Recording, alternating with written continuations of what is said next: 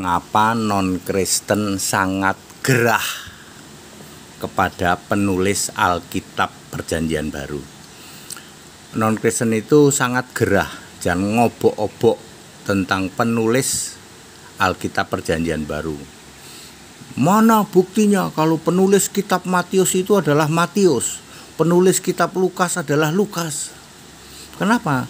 Kenapa non-Kristen begitu gerah? Ya, alasan pertama, karena kitab dia tidak ditulis oleh para rasul maupun para nabi. Sebuah kitab suci itu harus ditulis oleh para rasul atau para nabi. Yang kedua, dengan tidak ditulis oleh para rasul itu berarti bukan kitab suci, hanya sekedar karya sastra yang bisa dihafal. Sebuah kitab suci tidak mungkin bisa dihafal, karena itu difirmankan dari Allah, ya, memakai bahasa dengan pola bahasa Allah, bukan sebuah karya sastra memakai pola bahasa manusia. Makanya kitab suci tidak bisa dihafal, tapi kalau karya sastra bisa. Dengan dua alasan itu non-Kristen sangat gerah, ya, sangat gerah terhadap penulis Alkitab. Lalu mereka berkoar-koar, tunjukkan bahwa penulis kitab Matius adalah Matius, murid Yesus. Lah, Matius kan memang murid Yesus dari 12 murid.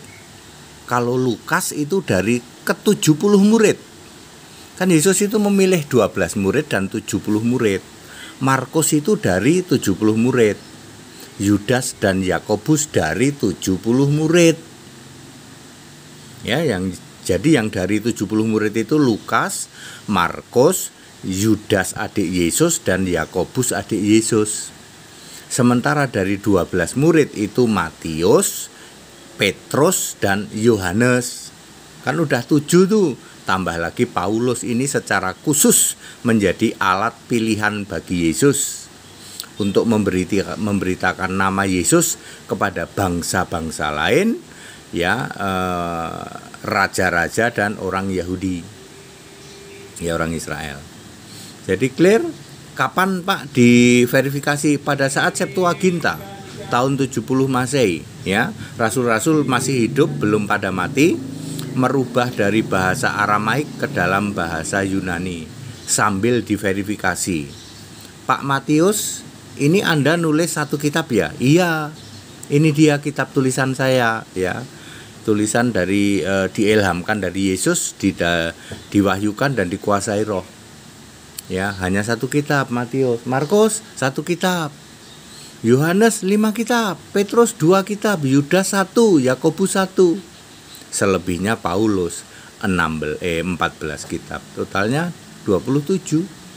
Karena Perjanjian Baru ini firm, ya, valid ditulis oleh para rasul dan para murid Yesus, ya, rasul-rasul Yesus, maka non-Kristen galau dan sangat ini, ya, dengan namanya penulisan Alkitab Perjanjian Baru. Ya, maklumlah Pak, ya, kita bisa mengerti perasaan dari non-Kristen, ya. Kitabnya saja tidak ditulis oleh nabi dan rasul, ya, berarti tidak memenuhi kriteria sebuah kitab suci. Betul, kita bisa bayangin Pak, ya, mengimani yang kitabnya tidak memenuhi kriteria kitab suci, belum nanti dibuktikan di dalam penghakiman terakhir Wahyu 20 ayat 12. Kita bisa maklum loh Pak, meyakini suatu keyakinan yang ketahuan kitabnya tidak disebut kitab suci. Maka sangat galau, ya, ketika membahas tentang penulis Alkitab Perjanjian Baru. Dimunculkan koar-koar nyebar bau mulut, ya, dari non-Kristen itu. Ya, kita maklum lah Pak, namanya gundah gulana, ya, mengimani sesuatu kitab kitabnya bukan kitab suci, hanya karya sastra, seperti itu kan bisa dihafal. Masuk kitab suci bisa dihafal? Kitab suci ya nggak bisa dihafal, tapi harus dimengerti, ya. Matius 22 ayat 29, kamu sesat karena kamu tidak mengerti kitab suci. Yesus tidak pernah berkata kamu tidak hafal kitab suci. Kitab suci kok dihafal? Kalau kitab suci tidak mungkin bisa dihafal. Yang bisa dihafal itu karya sastra. Clear? Kita maklum ya, kenapa dari non-Kristen begitu galau, ya, begitu galau ya, membahas tentang penulis-penulis Alkitab Perjanjian Baru. Alkitab Perjanjian Baru ditulis oleh 8 rasul, semua rasul dipilih oleh Yesus. Tuh, ya, Efesus 4 ayat 11. Very clear. Segala hormat kemuliaan untuk Yesus Kristus, satu-satunya Allah yang benar. Kita Indonesia, kita Pancasila, toleransi saja, nggak usah ngobok-obok kitab orang lain. Wes terima nasibmu, gitu. Ya, buktikan bahwa kitabmu kitab suci pun kamu nggak bisa membuktikan. Ya wes nasibmu lah, terima aja, toleransi aja. Begitu. Haleluya, amin.